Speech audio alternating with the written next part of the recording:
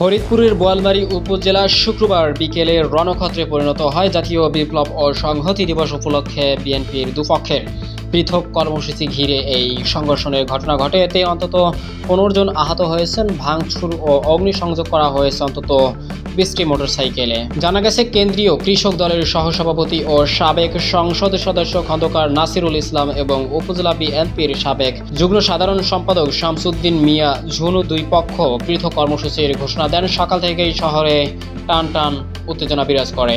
বিকেল 4টার দিকে দুই পক্ষ মিছিল নিয়ে শহরে প্রবেশ করে। নজরুল ইসলামের সমর্থকরা মহিলা কলেজ মোড় এলাকায় অবস্থান নেন। অপরদিকে ঝুনু মিয়ার অনুসারীরা ওয়াবদা মোড়ে কাজী হারুন শপিং কমপ্লেক্সের সামনে অবস্থান নেয়। পুলিশ দুপক্ষকে আলাদা রাখতে চৌরাস্তা ও ওয়াবদা মোড়ে অবস্থান নেয়, কিন্তু বিকেলের দিকে দুই পক্ষ মুখোমুখি হলে ইটপাটকেল ছোড়াছুড়ি শুরু হয়। এক পর্যায়ে সংঘর্ষের রূপ নেয় পরিস্থিতি।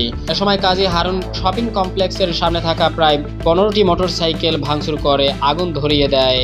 আরও 5টি মোটরসাইকেল শহরের বিভিন্ন স্থানে পুড়িয়ে দেওয়া হয়েছে। বোয়ালমারী থানার ওসি মাহমুদুল হাসান বলেন, বিপ্লব ও সংহতি দিবসে এমন সংঘর্ষ হবে তা বুঝতে পারেনি। আইন শৃঙ্খলা নিয়ন্ত্রণে পুলিশ সতর্কতায় রয়েছে।